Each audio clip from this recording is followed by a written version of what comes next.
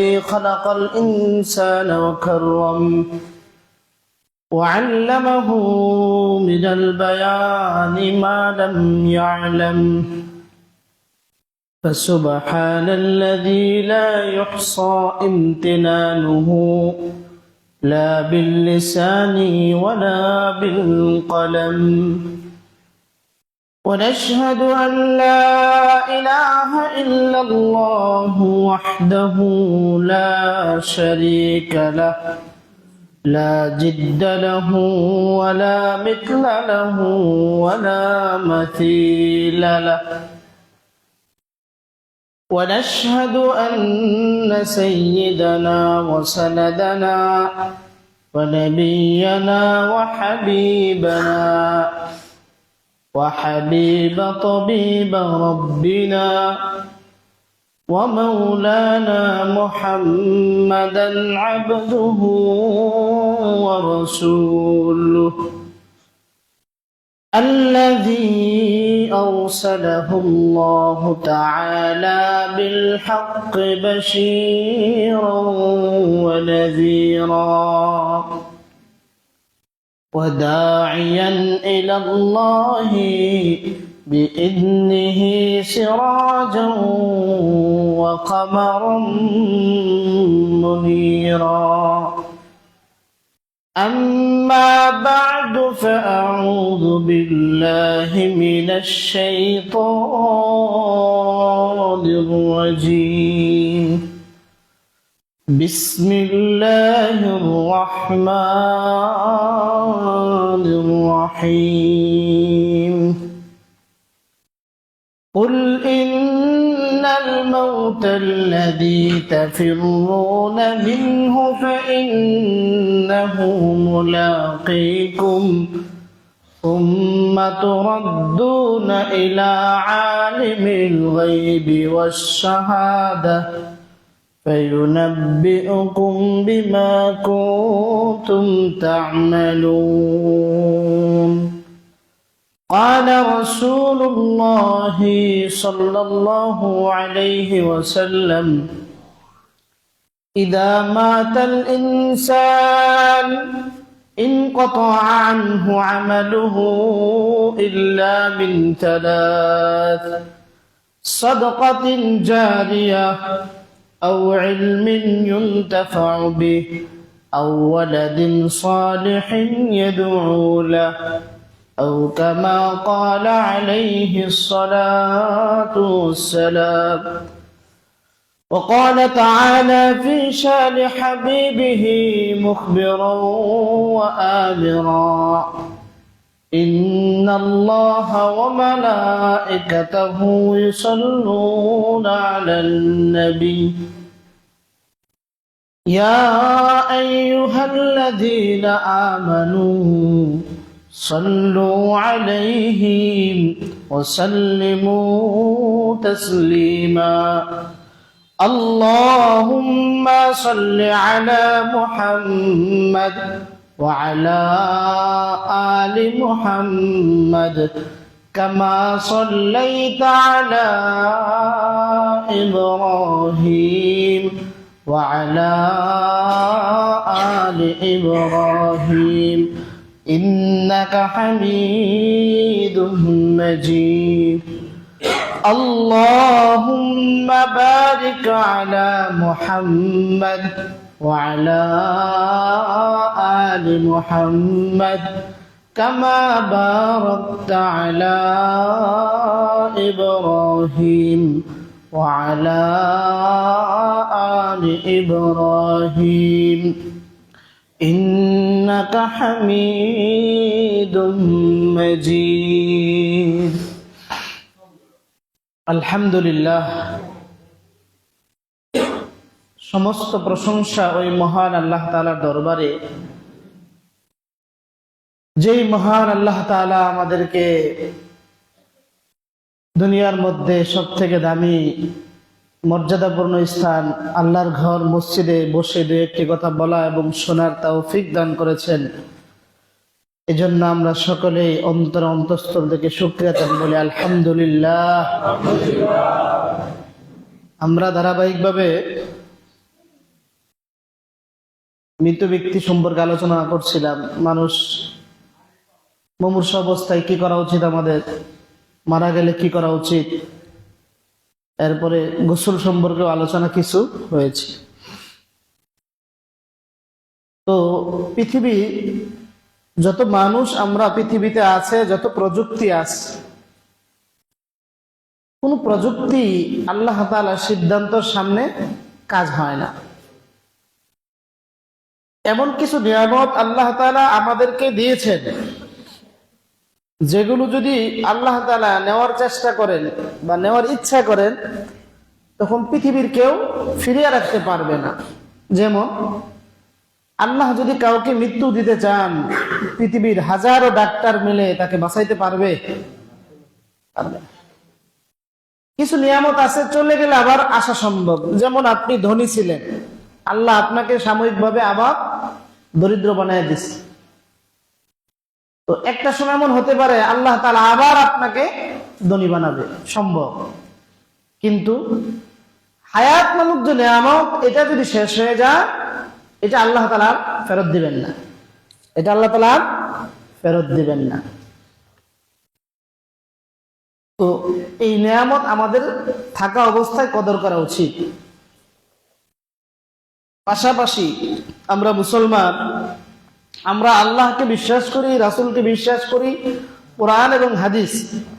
কোরআনে যা বলছে, হাদিসে যা বলছে, হাদিসে যা করতে বলছে, কোরআনে যা করতে বলছে, হাদিসের মধ্যে যা নিষেধ করা হয়েছে, কোরআনের মধ্যে যা নিষেধ করা হয়েছে, মোট কথা আমানতু বিল্লাহি ওয়া মালাইকাতিহি ওয়া কুতুবিহি ওয়া রুসুলি ওয়াল ইয়াউমিল আখির। আসমান জমিনের উপরে যত আল্লাহ তাআলার বিধান আছে, সমস্ত বিধান আমরা মানি কিনা? কোন একটা বিধানের ক্ষেত্রে যদি বিন্দু পরিমাণ সন্দেহ আমাদের হয়, ঈমান থাকবে? কিছু মানুষ সমাজে আমাদের আছে যে, হুজুর আমি কোরআন আলহামদুলিল্লাহ 100 থেকে 100 মানি, হাদিস মানি না। ঈমান থাকবে? হাদিস কি? হাদিস হলো কোরআনের ব্যাখ্যা। শুরু থেকে বলতে গেলে হাদিসও আল্লাহর বাণী। কিভাবে? হাদিস বলেছেন রাসূলুল্লাহ সাল্লাল্লাহু আলাইহি ওয়াসাল্লাম, আর কোরআনের কথাটাও রাসূলের জবান দিয়ে আসছে।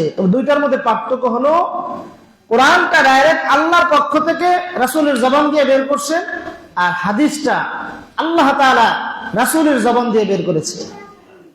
ওহী যাকে বলি, ওহীর মাধ্যমে আসছে। ওহী দুই প্রকার, ওহী এ মাতলু, গায়রে মাতলু। মাতলু মানে যেটা পাঠ করা হয়, সেটা কোরআন, আর এই হাদিস সবাই পাঠ করে না। তো কোরআন যেমনিভাবে 100% বিশ্বাস করতে হবে, হাদিসও 100% বিশ্বাস করতে হবে। এখন যদি কেউ বলে হুজুর আমি মানবো না, ঈমান থাকবে না কেন? কোরআনের কোন আয়াতের মধ্যে নাই এভাবে রুকু করতে হবে। কোরআনের কোন আয়াতের মধ্যে নাই সুবহান রাব্বিয়াল আলা পড়তে হবে। কোরআনের কোন আয়াতের মধ্যে নাই সুবহান রাব্বিয়াল আযীম নামাজে পড়তে হবে। কোরআনের কোন আয়াতের মধ্যে নাই রুকু একটা প্রত্যেক রাকাতে, সেজদা দুইটা, কোন আয়াতে নাই। কেউ দেখাতে পারবে না। কেউ যদি বলে শুধু কোরআন মানি, ঈমান থাকবে না, সে ইসলাম ধর্মে থাকতে পারবে না, সম্ভব না। কোরআন হলো সব বিধানের সমষ্টি। একটা বিধান আল্লাহ তাআলা দিয়েছেন, সেখান থেকে রাসূলুল্লাহ সাল্লাল্লাহু আলাইহি ওয়াসাল্লাম দীর্ঘ 63 বছর জিন্দেগিতে সাহাবায়ে কেরামকে সব প্র্যাকটিক্যাল শিক্ষা দিয়ে গেছে। কোরআনে আছে কি? ওয়ারকাউ, তোমরা রুকু করো, কিন্তু পদ্ধতিটা কি? নাই। ওয়াসজুদু, সিজদা করো। কিভাবে সিজদা করবে? বসে করবে না শুয়ে করবে? কোরআনে নাই। তার মানে কোরআনও 100% মানতে হবে, হাদিসও মানতে হবে। তো কোরআন যদি মানি, কোরআন নাযিল করেছেন কে? আল্লাহ, আল্লাহকে মানতে হবে। হাদিস যদি মানি, হাদিস বর্ণনাকারী কে? রাসূলুল্লাহ সাল্লাল্লাহু আলাইহি ওয়াসাল্লাম। তাছাড়া কোরআনের সরাসরি একটা আয়াত আছে, এই আয়াতের মধ্যে আল্লাহ তাআলা বলেন মা আতাকুমুর রাসূলু ফাখুযু। এটা কোরআন আয়াত। অর্থ হলো আল্লাহ তাআলা বলেন মা আতাকুমুর রাসূল, রাসূল তোমাদের কাছে যা নিয়ে আসছে তোমরা ফাখুযু, সেটাকে তোমরা ধারণ করো, ধরো। ওয়া মা নাহাকুম আনহু ফান্তাহু, রাসূল যেই জিনিস থেকে নিষেধ করেছে সেটা থেকে বিরত থাকো। এই এক আয়াত দ্বারা প্রমাণ হয় যে রাসূলের সমস্ত কথা যেগুলো পালনীয় সেগুলো পালন করতে হবে, যেগুলো বর্জনীয় সেগুলো বর্জন করতে হবে। অর্থাৎ হাদিসের কথাও কোরআনে আছে। কোথায় আছে? এই আয়াত দ্বারা বোঝা যায় আল্লাহ তাআলা বলেন রাসূল যা নিয়ে আসছে তা ধরো, রাসূল যেই সমস্ত জিনিস থেকে নিষেধ করেছে সেগুলো থেকে বিরত থাকো। এই জন্য আল্লাহ তাআলা আমাদের উপর যত নিয়ামত দিয়েছেন, কিছু মানুষ আছে মুসলমানদের মধ্যেও, হুজুর মরার পরে যা হবার হোক, দুনিয়াতে একটু আরাম ফুর্তি করে বাঁচি, এমন আছে না নাই? আবার এক শ্রেণীর মানুষ দুনিয়াতে আছে যারা পরকালকে বিশ্বাস করে না, মৃত্যু বলতে কিছু নাই, এবার এই জগৎ থেকে অপর জগতে, এগুলো মানুষের ধারণা। বাস্তবতা কি? মানুষ দুনিয়াতে থাকতে পারবে? আমার আপনার চেয়ে, বর্তমান সময়ের চেয়ে শত শত হাজার হাজার ক্ষমতাধর ব্যক্তি পূর্বে ছিল না? ছিল না? ছিল। তাদের অস্তিত্বই নাই, অনেকের ইতিহাসও আমরা জানি না। পৃথিবীতে যত মানুষ পূর্বে আসছে, ভবিষ্যতে যারা আসবে, রাসূলের থেকে দামি কোন মানুষ এই জমিনে আসবে? আরো কথা বলেন, আসবে? তো সেই রাসূল কি এখন দুনিয়াতে জীবিত আছেন? ও রাসূল যদি দুনিয়াতে জীবিত না থাকতে পারে, সব থেকে দামি শ্রেষ্ঠ আল্লাহর পরে হওয়ার পরে, আমার আপনার মৃত্যুটা স্বাভাবিক না অস্বাভাবিক? স্বাভাবিক। কিন্তু আমরা অনেক ক্ষেত্রে মানতে পারি না। হুজুর ছেলেটা হয়েছে মাত্র 3 দিন, কথা বলতে পারলাম না। এই ক্ষেত্রে আমাদের ভিতরে কুসংস্কার, কুফরি মতবাদ ঢুকে, ডাক্তারের অবহেলার কারণে মারা গেছে, মায়ের অবহেলার কারণে মারা গেছে। কেমন জানো, আমি মৃত্যুর জন্য ডাক্তারকে দায়ী করতেছি, মাকে দায়ী করতেছি।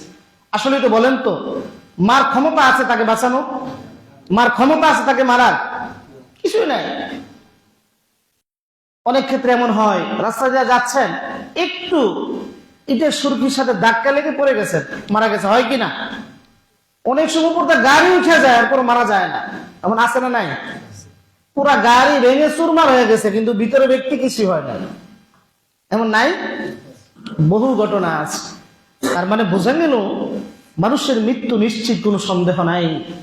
তো আমি আর আপনি যেহেতু মারাই যাব, তো কবরের প্রস্তুতি আমি আর আপনি কতটুকু নিয়েছি? অবশ্যই কবরের প্রস্তুতি আমার আপনার নেওয়া উচিত। কারণ এই দুনিয়াটাকে আমার থাকার জায়গা স্থায়ীভাবে না, এটা আমি 100% জানি। যত আরামদায়ক ঘর আমি করি না কেন, ওই ঘর আমাকে রাখবে না, এই বাড়ি আমাকে রাখবে না। তো আমাকে যেতে হবে আল্লাহর কাছে। কোথায়? আল্লাহর কাছে। তো আমরা যারা বিভিন্ন অফিস আদালতে চাকরি করি, যদি আমাকে আমার বসের বাসায় দাওয়াত দেয়, জিএম এর বাসায়, তো আমি কি স্বাভাবিক পোশাক পরে যাই? যত দামি আতর, সেন্ট আছে, পোশাক আছে, এগুলো পরে যায়। আরে বসের বাসায় যাচ্ছি, সিস্টেম আছে। ঠিক আমি তো পৃথিবীর দুনিয়ার কোনো ব্যক্তির কাছে, দুনিয়ার কোনো রাজার কাছে যাব না। আমি তো পুরা পৃথিবী, 7 আসমান 7 জমিন সবকিছু যিনি বানাইলেন তার কাছে আমি যাচ্ছি।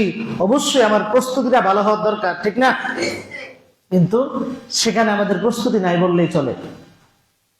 আমার ছেলেকে সুখে রাখার জন্য আমার অ্যাকাউন্টে 1 লাখ, 2 লাখ, 50,000, 5 লাখ, 10 লাখ টাকা কিন্তু আমি জমাইতেছি ছেলের ভবিষ্যৎ। কিন্তু একবার আমি চিন্তা করি নাই, এই মুহূর্তে আমার চোখটা যদি বন্ধ হয়ে যায়, আমার ভবিষ্যৎ কোথায় যাবে? তো ছেলের ভবিষ্যতের পাশাপাশি নিজের আখিরাতের ভবিষ্যৎ করা উচিত। আল্লাহ তাআলা সেটাই বলেন, কুল ইন্নাল মাউতাল্লাযী তাফিররুনা মিনহু ফাইন্নাহু মুলাকীকুম সুম্মা তুরাদ্দুন। আল্লাহ তাআলা বলেন, মানুষ মৃত্যু থেকে কোথায় যাবে? পৃথিবীর এমন কোন একটা স্থান দেখা যেখানে গেলে মৃত্যু তার কাছে পৌঁছাইতে পারবে না। আল্লাহ তাআলা আমাকে আপনাকে একেবারে চোখে আঙ্গুল দিয়ে ইশারা দিয়ে বোঝাচ্ছে, এমন কোন স্থান নাই যেখানে গেলে তুমি মৃত্যু থেকে বাঁচতে পারবা। হযরত নূহ আলাইহিস সালাতু ওয়াস সালামের ছেলে ছিল কাফের। নূহ আলাইহিস সালামের ঘটনা আমরা অনেকে জানি, যে নৌকা বানাইলেন, এলাকার মানুষ হাসি ঠাট্টা করতেছে, পুরা আমাদের এই গ্রামের ভিতরে, শহরের মধ্যে পানি নাই, এত বড় নৌকা কোথায় চলবে? নবীর সাথে হাসি ঠাট্টা করছে। নবী বলে, আল্লাহর ওয়ার্ডার, যেদিন আসবে সেদিন দেখবা। তো নবী ছেলেকে বলতেছে, এখনো সুযোগ আছে বাবা, ইসলাম ধর্ম গ্রহণ করো, এমন পানি হবে তোমরা কেউ বাঁচতে পারবা না। ছেলে বলল, কেন? ওই যে শত শত মাইল দেখা যায় পাহাড়, পাহাড়ে আমি আশ্রয় নিব। তখন নবী বলে, যে আল্লাহ এই নিচে পানি পৌঁছাইতে পারে, ওই আল্লাহ পাহাড়ের পানি পৌঁছাইতে পারে। লা আসিমাল ইয়াউম, সাবধান, এখনো সুযোগ আছে, তোমাকে ওই পাহাড় তোমাকে বাঁচাইতে পারবে না। বলেন তো পাহাড় বানাইছে কে? হাদিসের মধ্যে কোরআনের মধ্যে আসছে ওয়াইদাল জিবালু সুয়্যিরাত, কিয়ামতের আগে শিমুল গাছ থেকে তোলা যেমন উড়ে, এই পাহাড়গুলো তোলার নেই উঠতে থাকবে। এই পাহাড় দুনিয়াতে আছে বলে দুনিয়া নড়ে না। আল্লাহ তাআলা বলেন ওয়াল জিবাল আওতাদা, আমি পাহাড়কে বানিয়েছি পেরেক। কে বানাইছে? সে আল্লাহ পাহাড়কে বানাইছে। আবার মানুষ বলতেছে পাহাড় আমাকে বাঁচাবে। পাহাড় বাঁচাইতে পারবে? ঠিক পানি উঠতে উঠতে পাহাড় পরিমাণ উঠে গেছে। নূহ আলাইহিস সালাম বললেন কি ব্যাপার, এখন আর সুযোগ নাই। হাদিসের মধ্যে আসছে মানুষের রূহ যখন এই কণ্ঠনালীতে চলে আসে, এখানে চলে আসে, তখন আর তওবা কবুল হয় না। অর্থাৎ মৃত্যু যখন সামনে চলে আসে তখন আর তওবা কবুল হয় না। এখন তো ডাইরেক্ট মৃত্যু, এখন আর কাজ হবে না, ওই পানিতে ডুবেই মারা যায়, পানিতে ডুবেই মারা যায়। পৃথিবীর ইতিহাস বলে দুনিয়ার যত উন্নত চিকিৎসা আপনি নেন না কেন, আপনার সময় আসার সাথে সাথে কেউ বাঁচাইতে পারবে না। হয়তো মৃত মানুষকে জীবিত বলে চালানো সম্ভব, তবে আল্লাহর সিদ্ধান্তে পরিবর্তন সম্ভব না। আল্লাহ তাআলা সেটাই বলেন লিকুল্লি উম্মাতিন আজাল ইযা জাআ আজালুহুম লা ইস্তাখিরুনা সাআতাও ওয়া লা ইস্তাকদিমুন। পৃথিবীর প্রত্যেকটি প্রাণীর জন্য আমি নির্দিষ্ট সময় রেখে দিয়েছি। ইযা জাআ আজালুহুম, কারো যখন নির্দিষ্ট সময় চলে আসবে, লা ইস্তাখিরুনা সাআতাও ওয়া লা ইস্তাকদিমুন, আল্লাহ বলেন সামান্য সময়, 1 সেকেন্ড পরিমাণ এদিকে হবে না সেদিকে হবে না। 1 সেকেন্ড আগেও আপনি মারা যাবেন না, 1 সেকেন্ড পরেও আপনি মারা যাবেন না। যখন মারা যাওয়ার সময়, যখন মালাকুল মউত আপনার জান কবজ করার সময়, আপনি ঘুমের মধ্যে থাকেন অথবা পুকুরে সাঁতার কাটতে থাকেন অথবা আসমানে উঠতে থাকেন, ওই অবস্থায় মালাকুল মউত আপনার কাছে চলে যাবে। ওই অবস্থায় মালাকুল মউত আপনার কাছে চলে যাবে। আল্লাহ তাআলা আরো সুন্দর করে বলে আইনামা তাকুনু ইউদরিকুমুল মাউত ওয়ালাউ কুনতুম ফি বুরুজিম মুশাইয়াদা। এই মসজিদের মতো আবদ্ধ একটা ঘরের মধ্যে যদি মানুষ থাকে যেখানে কোনো পিপিলিকাও ঢুকতে পারে না, আল্লাহ বলে আমার সিদ্ধান্ত এমন, তুমি তোমার মৃত্যুর সিগন্যাল যখন বেজে যাবে, মালাকুল মউত যখন তোমার কাছে আসবে, এই দুনিয়ার দেওয়াল গ্লাস এগুলো আমার মালাকুল মউতের সাথে কিছুতেই পারবে না। এক ব্যক্তি মালাকুল মউত থেকে বাঁচার জন্য পুরা 4 রুমের চতুর্দিক দিয়ে গ্লাস ফিট করে রাখছে, এমনকি পাহারাদার রেখে দিয়েছে মালাকুল মউত যাতে না আসতে পারে। আল্লাহ তাআলা ওই ব্যক্তির মৃত্যু যেদিন হবে, মৃত্যু যখন মালাকুল মউত আসতেছে, এমন একটা আওয়াজ, বিকট আওয়াজ মালাকুল মউত করেছে, যত পাহারাদার ছিল ওই পাহারাদার ওই আওয়াজে সবার আগে মারা যায়। সুবহানাল্লাহ, পাহারাদার মারা যায়। পাহারাদার যখন মারা যায় ওই আওয়াজে গ্লাসগুলো সব ফেটে যায়, গ্লাসগুলো সব ফেটে যায়। আল্লাহ তাআলার ওয়াদারে ওই ব্যক্তির জান কবজ হয়ে যায়, ওই ব্যক্তির জান কবজ হয়ে যায়। তো এই জন্য আমি যখন মারা যাব, আমাকে সুন্দরভাবে উত্তমভাবে মানুষ গোসল দিবে, মানুষ আমাকে মুসলমান পরিচয় দিবে, হুজুর আব্দুল করিমের লাশ, অমুকের লাশ। এই জন্য আমরা মুসলমান যারা তাদেরকে আমরা সুন্দরভাবে গোসল দেই। কিরে গোসল দেই, গোসল দেওয়ার পদ্ধতি গত জুমা বলা হয়েছিল। গোসল দেওয়ার পরে আমরা তাকে কি করি? তাকে স্বাভাবিকভাবে রেখে দেই না, কবরে রাখি, কবরের মধ্যে রাখি। সেখানেও কত সুন্দর ইসলামের আদর্শ দেখেন। আমরা চাইলে দূর থেকে এভাবে নিক্ষেপ করে ফেলে দিতে পারতাম, তাই না? কিন্তু রাখিনি, রাখা হয় না। একজন মানুষ মারা গেলে যত বড় খারাপ মানুষ থাকুক না কেন, প্রত্যেকের অন্তরে এক ধরনের ব্যথা অনুভব কাজ করে। হুজুর এই ছেলেটা খারাপ ছিল, ভালো ছিল, কিন্তু মারা গেছে, এখন তার জন্য দোয়া করি। মানুষ বলে না? বলে না? আর যদি ভালো মানুষ থাকে, মানুষ আফসোস করে, হুজুর তার দ্বারা সমাজে অনেক উন্নত হয়েছে, মানুষের ফায়দা হয়েছে, সে মানুষের সেবা করেছে, দেশের সেবা করেছে, আর সে দুনিয়াতে চলে গেছে, আমরা তার জন্য দোয়া করি, আমরা তার জন্য দোয়া করি। এই জন্য আমরা কি করি? সুন্দরভাবে তাকে গোসল দেই। দুনিয়ার স্বাভাবিক পানি দিয়ে গোসল দিলে হতো, এরপরও পানি গরম করা হয়, পানির ভিতরে যদি কোনো ভেজাল থাকে যাতে দূর হয়ে যায়। স্বাভাবিক ঠান্ডা পানি দিয়ে গোসল হবে, কোনো সন্দেহ নাই। আমরা বলি হুজুর শেষ গোসল যেহেতু, এই জন্য একটু সুন্দরভাবে গোসল দেই। এখানে অনেকে আছে নিজের বাবা, নিজের আত্মীয় স্বজনকে গোসল দিয়েছেন, কবরে লাশ পর্যন্ত নামিয়েছেন, আছেন না? এখনো যারা নিজের বাবার লাশ গোসল দিয়েছেন, কবরে নামিয়েছেন, হুজুর বাবা মারা গেছে 2 বছর আগে, 5 বছর আগে, 10 বছর আগে, 20 বছর আগে, কিন্তু কেমন যেন মনে হয় বাবার চেহারাটা আমার সামনে এখনো ভাসে। হুজুর যেই কবর আমি নেমেছিলাম ওই কবরের কাছে গেলে আমার এখনো বাবার চেহারার কথা মনে পড়ে। মানুষের অন্তরটা কেঁপে ওঠে, যে বাবা আমাকে এত কষ্ট করে লালন পালন করলো, আজকে আমি সন্তান হয়ে ওই বাবার লাশ আমি গোসল দিচ্ছি। আবার ছেলে যদি জানাজা পড়াইতে পারে, যখন ছেলের কাঁধে বাবার লাশ থাকে অথবা বাবার কাঁধে ছেলের লাশ থাকে, পৃথিবীর মধ্যে এর থেকে সুন্দর দৃশ্য আর হতে পারে না। ছেলে যখন বাবার জানাজায় দাঁড়ায় যায়, হাদিসের মধ্যে আসছে পৃথিবীর মধ্যে কিছু মানুষের দোয়া পিতা যায় না, এর ভিতরে অন্যতম হলো ছেলে যখন বাবার জন্য দোয়া করে, পিতা মাতার জন্য দোয়া করে। আপনি বলেন আমি যদি কারো জানাজা পড়াই, আমার অন্তরের অবস্থা যেমন হবে, ওই মৃত ব্যক্তির ছেলে যদি জানাজা পড়ায় একরকম হবে? হ্যাঁ, কিছুতেই একরকম হবে না। আমি আমার দায়িত্ব পালনের জন্য খতিব সাহেব হিসাবে নামাজ পড়াইতে গেলাম, অন্তরে ব্যথা আসতেও পারে, নাও আসতে পারে, কিন্তু ছেলে যদি জানাজা পড়ায় অথবা নাতি জানাজা পড়ায়, আল্লাহু আকবার বলার আগ দিয়ে চোখ দিয়ে পানি চলে আসবে না? আল্লাহু আকবার বলতে দেরি হবে, চোখ দিয়ে পানি পড়তে দেরি হবে না। এই জন্য নিজের আত্মীয় স্বজন যদি মারা যায়, আপনি নিজে গোসল দিবেন, নিজে সুন্দর করে কাফন পরিধান করাবেন, এরপর নিজে সুন্দর করে কবরে নামাবেন। দেখেন ইসলামের আদর্শ কত সুন্দর। মানুষ মারা যাওয়ার পরে সুন্দর করে গোসল দিলাম, গোসল দেওয়ার পরে তাদের সুন্দর করে নতুন একটা পোশাক পরিধান করায় দিলাম, সাদা পোশাক পরিধান করায় দিলাম। পোশাক পরিধানের সময় সুন্দরভাবে, দুনিয়াতে আমরা রাসূলের আদর্শের উপর জীবন যাপন করেছি, দুনিয়াতে আমরা রাসূলের আদর্শের উপর ছিলাম বলে মৃত ব্যক্তিকে কাফনের কাপড় থেকে শুরু করে কবর পর্যন্ত সব সুন্নত তরিকা হয়। কি তরিকা হয়? সুন্নত তরিকা হয়। কিন্তু শুনতে গেলে খারাপ লাগলেও বলতে হয়, যারা আমরা রাসূলের আদর্শকে মানি না, রাসূলের আদর্শকে ফলো করি না, রাসূলের আদর্শকে বিশ্বাস করি না, রাসূলের আদর্শকে বুকে লালন করি না, তাদের কবরও কিন্তু আমরা বলি বিসমিল্লাহি আলা মিল্লাতি রাসূলিল্লাহ। কিন্তু উচিত এটা ছিল না। তারা যেহেতু রাসূলের আদর্শকে মানে না, তাদের কবরে বিসমিল্লাহি আলা মিল্লাতি রাসূলিল্লাহ বলা যাবে না। যারা জীবদ্দশায় আমার রাসূলকে অস্বীকার করে, যারা জীবদ্দশায় রাসূলকে মানে না, রাসূলকে নিয়ে কটূক্তি করে, তাদের জানাজা তো দূরের কথা, তাদের গোসলও এই বাংলার জমিনে হতে পারে না। ঠিক কিনা? যারা নবীকে মানে না, নবীকে বিশ্বাস করবে না, তারা মুসলমান হতে পারে না।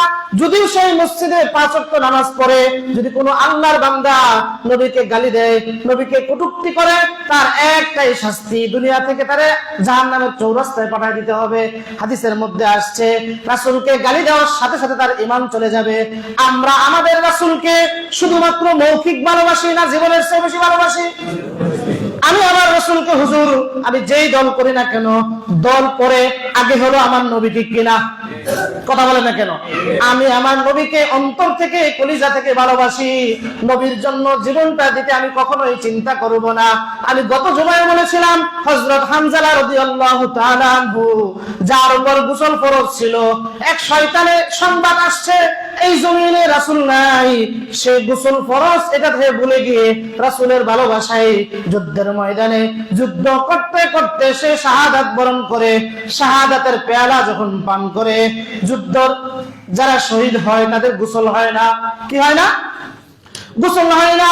কিন্তু ওনার স্ত্রী, হানজালার স্ত্রী বলতেছে আমার স্বামীর লাশ কোথায়? খুঁজে দেখে লাশ কোথাও নাই। বলে তোমার স্বামীর লাশ খুঁজতে হবে কেন?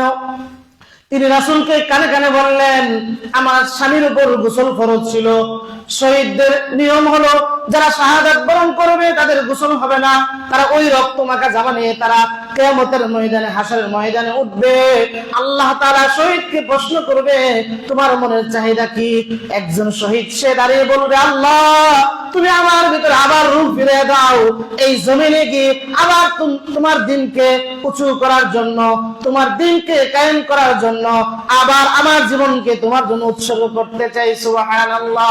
এই জন্য শহীদকে গোসল দেওয়া হয় না।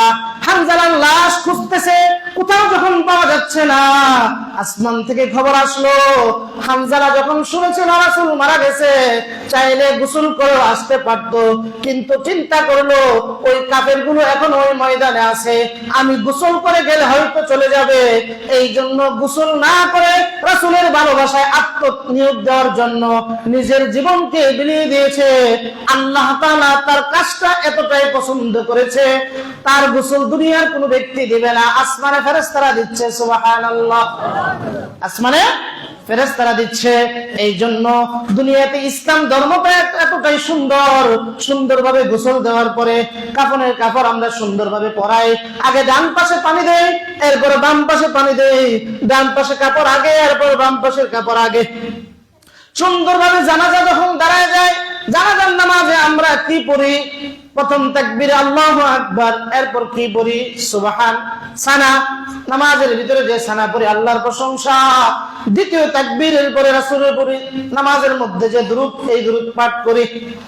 তৃতীয় তাকবীরে পরে কি বলে? আল্লাহুম্মা গফির লিহাইয়িনা ওয়া মাইয়িতিনা ওয়া শাহিদিনা ওয়া গায়িবিনা। আল্লাহ, এই এলাকার মধ্যে যত জীবিত, মৃত, উপস্থিত, অনুপস্থিত, পুরুষ, মহিলা, আল্লাহ যারা আছে, আপনি সবার জিন্দেগীর গুনাহ খাতাগুলো মাফ করে দেন। এরপরে শেষে যে দোয়াটা করি, আল্লাহুম্মা মান আহইয়াইতাহু মিন্না ফাহইহি আলাল ইসলাম। আল্লাহ, আমার বাবার লাশটা সামনে, আমি একদিন মারা যাব কোনো সন্দেহ নাই, তবে যেদিন মারা যাব ওই দিন পর্যন্ত আল্লাহ আপনি আমাকে ইসলামের উপর জীবিত রাখেন। কিসের উপর? এই দোয়া আমাদের প্রত্যেকই করা দরকার। আল্লাহ, দুনিয়াতে চলে যেতে হবে 100%, কোনো সন্দেহ নাই, তবে যতদিন থাকি যেন ইসলামের উপর থাকি। মুসলমান তাদের পরিচয় একটাই, আমরা আল্লাহকে বিশ্বাস করি, রাসূলকে বিশ্বাস করি, এর বাহিরে মুসলমানের কোনো পরিচয় হতে পারে না। এর বাহিরে যারাই পরিচয় দিবে তারা মুসলমান হতে পারে না। এরপরে বলি, ওয়ামান তাওয়াফাইতাহু মিন্না ফাতাওয়াফাহু আলাল ঈমান। আল্লাহ, মারা যাবে কোনো সন্দেহ নাই, যেদিন আমার মৃত্যুর ঠিকানা, মৃত্যুর সিগন্যাল চলে আসবে, সেদিন যেন দুনিয়া থেকে আমি ঈমান নামক যে দৌলত, লা ইলাহা ইল্লাল্লাহু মুহাম্মাদুর রাসূলুল্লাহ, আল্লাহ আমার জবান দিয়ে আপনি এই শব্দটা বের করে দিয়েন। অনেক সুন্দর দোয়া না? কিন্তু দেখা যায় এইখানে একজন মানুষ মারা গেল, জানাজায় সর্বোচ্চ 100-150 মানুষ উপস্থিত হয়, অথচ আমাদের এলাকার ভিতরে কয়েক হাজার লোক বসবাস করে, যারা জানাজায় উপস্থিত হলে এই মাঠে জায়গা দেওয়া সম্ভব না। এই জন্য মানুষ মারা গেলে আমাদের উচিত তারা জানাজায় যাওয়া। আপনার অন্তরটা একটু নরম হবে, আল্লাহর দিকে ধাবিত হবে। জানাজা যখন শেষ, বিভিন্ন ধরনের দেখবেন মানুষের লাশ কবরের ভিতরে বেকু দিয়া, গাড়ি দিয়া ইত্যাদি ভাবে নামানো হয়, দেখছেন কিনা আপনারা? কিন্তু দেখেন ইসলাম কতটা উদার, কতটা শান্তি প্রিয়। ওই মানুষটা যখন মারা গেল, জানাজা শেষ, এখন চাইলে আমরা তাকে 2-4 জনে কবরে রেখে আসতে পারতাম। এলাকার সমস্ত মানুষ, হাজার হাজার মুসল্লি যারা নামাজ পড়ে, তারা কেউ যায় না, বলে হুজুর জানাজা পড়ছি, মাটিটাও দিব। তার পাশে আবার ওই লাশের সাথে সাথে সবাই আসে। যখন লাশটা, খাটটা যখন মাটিতে রাখা হয়, কেউ এই কথা বলে না যে লাশটা ফেলে দাও, সবাই বলে আস্তে আস্তে রাখো, লাশ যেন কষ্ট না পায়। বলে না? বলে না? যারা কবরের মধ্যে লাশ নামায়, সে বলে বিসমিল্লাহি আলা মিল্লাতি রাসূলিল্লাহ। এটার অর্থ হলো যে আমরা জানি না এই ব্যক্তি কতটা ইসলামের উপর ছিল, তবে যেহেতু মুসলমান, আমরা বিসমিল্লাহি আলা মিল্লাতি রাসূলিল্লাহ, রাসূলের আদর্শের উপর এই লাশকে আমরা কবরে রাখতেছি। কিসের উপর? রাসূলের আদর্শের উপর, রাসূলের আদর্শের উপর। এখানে শেষ নয়, লাশটা রাখার পরে চাইলে আমরা মাটি দিয়ে একেবারে বন্ধ করে দিতে পারতাম। বলে না, লাশটা রাখার পরে উপরে বাঁশ দেই, এরপর চাটাই, কলা পাতা ইত্যাদি দেই, এরপর মাটি দেওয়া হয়, এরপর শেষ, কাজ কিন্তু শেষ। তারপরে কিন্তু আমরা থামি না। মাটি যখন দেওয়া শেষ হয়ে যায়, তখন বলে ইমাম সাহেব এদিকে আসেন, আমার বাবা মারা গেছে, আমার জন্য একটু দোয়া করেন। বলে না? বলে না? মানুষ দোয়া করে না? দেখেন কতটা খালি দোয়ার উপরে চলতেছে।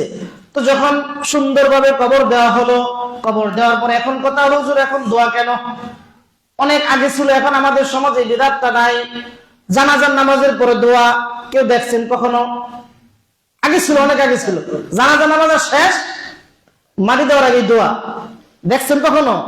হ্যাঁ, অনেক জায়গায় এখন হয়। মূলত জানাজাই তো দোয়া, জানাজাটাই তো দোয়া। এর চেয়ে বড় দোয়া তার হতে পারে না। আল্লাহুম্মা গফির লি হাইয়িনা ওয়া মাইয়িতিনা ওয়া শাহিদিনা। আল্লাহ, আমাদের সমাজে জীবিত মৃত ছোট বড় যত মানুষ আছে সবাই মাফ করে দেন। এর চেয়ে বড় দোয়া তো হতে পারে না, জানাজাই দোয়া। এখন কথা হলো, তাহলে মাটি দেওয়ার পর দোয়া কেন? এটা হাদিসের মধ্যে আসছে। হাদিসের মধ্যে আল্লাহ রাসূল বলেন, ইস্তাগফিরু লিআখিকুম, মাটি দেওয়া যখন শেষ হয়ে যাবে তখন আল্লাহ রাসূল বলে, ইস্তাগফিরু লিআখিকুম, তোমরা তোমাদের যেই ভাইকে কবরে রেখে আসলা তার জন্য আল্লাহর কাছে ক্ষমা চাও। সাহাবায়ে কেরাম বললেন, কেন? বলে, ফাইন্নাহুল আন ইউসআলু, এখনই ফেরেশতারা তাকে প্রশ্ন করবে। ফেরেশতারা তাকে প্রশ্ন করবে। যখন ফেরেশতারা প্রশ্ন করবে, যাতে করে তার প্রশ্নের উত্তরগুলো সহজ হয়ে যায়। কি হয়ে যায়? সহজ হয়ে যায়। এই জন্য মারা গেলে কি করব? আমরা সুন্দরভাবে মাটি দিব। মাটি দেওয়ার পরে তার জন্য আত্মীয় স্বজন যারা আছি দোয়া করব, কোনো সমস্যা নাই। তার জন্য যখন দোয়া শেষ হয়ে যায় তখন আত্মীয় স্বজন যার যার বাসায় আমরা চলে যাই। গত জুমায় বলেছিলাম, জানাজার নামাজ পড়া একে তো মুসলমান হিসাবে হক, 2 নাম্বার সব আছে না নাই? হাদিসের মধ্যে আসছে, এক মুসলমান আরেক মুসলমানের প্রতি 5টা হক। কয়টা হক? এর ভিতরে অন্যতম ইত্তিবাউল জানায়েজ। সমাজে কোনো মুসলমান মারা গেলে আপনার উপর হক হলো ওই ব্যক্তির জানাজায় উপস্থিত হওয়া। কি হওয়া? জানাজায় উপস্থিত হওয়া। হাদিসের মধ্যে আল্লাহ রাসূল বলেন, মা মিন মাইয়িতিন ইসাল্লি আলাইহি উম্মাতুন মিনাল মুসলিমিন ইয়াবলুগুনা মিআ, কোন ব্যক্তির জানাজায় যদি 100 মানুষ উপস্থিত হয়, কুল্লুহুম ইয়াশফাউনা লা, প্রত্যেকে বলে, আল্লাহ এই ব্যক্তি খারাপ থাকার ভালো থাক, আল্লাহ মাফ করে দেন। মানুষ বলে না? বলে না? আল্লাহ চুরি করছে, আমার জিনিসপত্র নিচ্ছে, তা মাফ করে দিলাম, বলে না? হ্যাঁ, কুল্লুহুম ইয়াশফাউনা লা, প্রত্যেকে তার জন্য সুপারিশ করে। ইল্লা শুফিউ ফিহি, আল্লাহ রাসূল বলে 100 মানুষ যদি ওই ব্যক্তির জন্য সুপারিশ করে, কিয়ামতের ময়দানে আল্লাহ তাআলা তাদের সুপারিশ কবুল করবে। আর এক হাদিসের মধ্যে আল্লাহ রাসূল বলে, মা মিন রাজুলিন মুসলিমিন ইয়ামুতু ফায়াকুলু আলা জানাজাতিহি 40 রাজুলা, কোন ব্যক্তি মারা গেলে তার জানাজায় যদি 40 জন ব্যক্তি থাকে, এমন 40 জন লা ইশরিকুনা বিল্লাহি শাইআ, যেই 40 জন আল্লাহর সাথে শিরিক করে না, ইল্লা শাফাহুমুল্লাহু ফিহি, আল্লাহ তাআলা এই 40 জনের উসিলায় তাকে কিয়ামতের দিন সে শাফায়াত প্রাপ্ত হবে। আর এক হাদিসের মধ্যে আসছে, আল্লাহ রাসূল বলে, মান সাল্লা আলাইহি সালাসাতু সুফুফিন, কোন ব্যক্তির জানাজার নামাজ যদি 3 কাতার মানুষ হয়, কয় কাতার? ফাকাদ আওজাবা, আল্লাহ রাসূল বলে, কিয়ামতের ময়দানে আমি তার জন্য সুপারিশ করব। সুবহানাল্লাহ, কিয়ামতের ময়দানে তার জন্য কি করব? সুপারিশ করব। এই জন্য মানুষ যদি মারা যায় আমরা কি করব? ব্যস্ততা থাকবে, দুনিয়ার ব্যস্ততার পাশাপাশি আমরা চেষ্টা করবো ওই ব্যক্তি জানাজায় শরীক হওয়ার জন্য। পারবো না ইনশাআল্লাহ? এবং জানাজা পড়াইলে গোসল দিলে অন্তর অবস্থা পরিবর্তন হবে না? হবে না? অবশ্যই হবে। এই জন্য চেষ্টা করা যে আমার বাবার গোসল আমিই দিব। আমার অনেক সময় দেখা যায় আপনার বাবা মারা গেছে, হুজুর কবর আপনি নামেন, আর আমি নামতে পারি কিন্তু আমার অন্তরে এই ধরনের ব্যথা অনুভব আজ হবে না যতটা আপনার হবে। কবরে নামার জন্য, লাশ নামানোর জন্য আলাদা কোনো নিয়ম নাই, শুধুমাত্র ধরে বিসমিল্লাহি ওয়া আলা মিল্লাতি রাসূলিল্লাহ বলে রেখে দিলেই হবে। কবর 2 ধরনের, একটা হলো সিন্দুকি কবর আর একটা হলো বগলি কবর। সিন্দুক মানে হলো সাদা সিধা বাংলা যেটা আমরা করি, তবে উত্তম হলো বগলি কবর। সেটা হলো কবর খনন করার পরে পশ্চিম পাশ দিয়ে আরেকটা গর্ত খনন করা যেখানে লাশ থাকবে, তাহলে আমাদের লাশটা একেবারে এভাবে কিবলামুখী হয়। কিন্তু আমরা কবর এই যে এভাবে খনন করে লাশ মাথাটা একটু বাঁকা করে দিই, এতে কি কিবলামুখী হয়? হয় না। সৌদি আরবে যারা গেছেন বা যারা এই সুন্নতি কবর দেখছেন, এই যে এটা হলো কবরের নিচে জমিন পাশ, এই পশ্চিম পাশে আরেকটা ছোট গর্ত খনন করা হবে যেখানে লাশটা এভাবে ডাইরেক্ট শুয়ে থাকতে পারে। এটা যদি পারি আলহামদুলিল্লাহ, না পারলে কোনো সমস্যা নাই। তো গত জুমা বলেছিলাম জানাজা আমরা গোসল মোটামুটি তো সবাই দিতে পারি। স্বাভাবিক গোসল আর মৃত ব্যক্তির গোসল এক না পার্থক্য আছে? এক। তো জানাজা আমরা গোসল দিতে পারি কিন্তু কাপড় পরিধান করাইতে পারি না। তো আমি বলছিলাম যে দেখাই দেবেন ইনশাআল্লাহ, 2-3 মিনিট লাগবে। এখানে আমি আপনাদেরকে এখন দেখাই দিতেছি, একেবারে সহজ। আমি প্রথমে বলি, প্রথমে আমরা চাদরটা বিছাবো, এরপর লুঙ্গি, এরপর জামা, গোসলের ক্ষেত্রে একটা ভুল হয়, বলে দিয়েছিলাম। এটা হলো ডান পাশ, এটা বাম পাশ, তাই না? গোসলের ক্ষেত্রে আগে কোন পাশে পানি দিব? এইভাবে লাশ উঠবে না এভাবে? এইভাবে উঠবে। এভাবে যদি দেই তাহলে ডান পাশটা তো নিচে হয়ে গেল, তাই না? আগে এইভাবে, ঠিক আছে না? ঠিক কাপড়ের ক্ষেত্রে আমরা একটা ভুল করি, কাপড় যখন বিছানো শেষ আগে কোন পাশের কাপড় উঠায় না, ভুল। আগে উঠবে বাম পাশে, ডান পাশের কাপড় উপরে থাকবে, ডান পাশের কাপড়টা উপরে থাকবে। তো উপরে থাকতে হলে তো পরে দিতে হবে, ঠিক আছে না? এই কাপড়ের কাপড় আমি নিয়ে আসছি, আমি শুধু দেখাই দিই। দুইজনের ছাত্রের দিকে আসে, এদিকে দাঁড়াও একটু,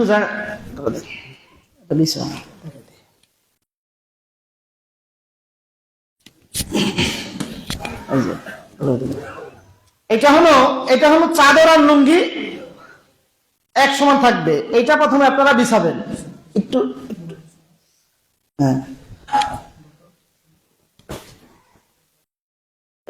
এরপরে চাদর, চাদর আর লুঙ্গি অনেক সময় অর্ধ হাত কম বেশি হতে পারে, সাধারণত এক সমানই থাকে। এই দুটোটা আমরা প্রথমে বিছাই দিব। এটা হলো জামা, এটা কি? এই যে এই জামাটা, এখানে যেহেতু দুইটা পার্ট, প্রথমে আমরা এভাবে বিছানোর পরে এই একটা পার্ট মাথার দিকে আমরা একটু, এই যে এখন হলো ওখানে যে লাশটা আমরা ধৌত করলাম, এই লাশটা একটা কাপড় দিয়ে চাদর ঢাকা অবস্থায় এটার উপর নিয়ে আসবো। নিয়ে আসার পরে এই মাথাটা ঢুকে যাবে, মাথাটা ঢুকে যাবে। ঢুকে যাওয়ার পরে এই যে কাপড় পরানো শেষ। এখন কাপড় পরানো হলো, এখন বাস করব কিভাবে? এটা আমার ডান পাশ, তো সবার আগে উঠবে হলো জামার এই বাম পাশ, জামার এই বাম পাশ, এরপরে এই পাশ, এরপর চাদরের বাম পাশ, এরপর চাদরের লুঙ্গির ডান পাশ, এরপর এই। এখন দেখেন তো কোন পাশের কাপড় উপরে আছে? হ্যাঁ, এটাই হলো সিস্টেম। এটাই কি সিস্টেম? এই যে এত সহজ, কোনো কঠিন কিছু। আশা করি সবাই আপনারা চাইলে পারবেন, আর না পারলে ইমাম সাহেব বলবেন আপনি দেখাই দেন, আমি আমার বাবার কাফনের কাপড়টা পরাই। পারবো না ইনশাল্লাহ? আল্লাহ তাআলা আমাদের সবাইকে আমল করার তৌফিক দান করুন। যারা সুন্নাত পড়ি না, 4 রাকাত সুন্নাত পড়ি।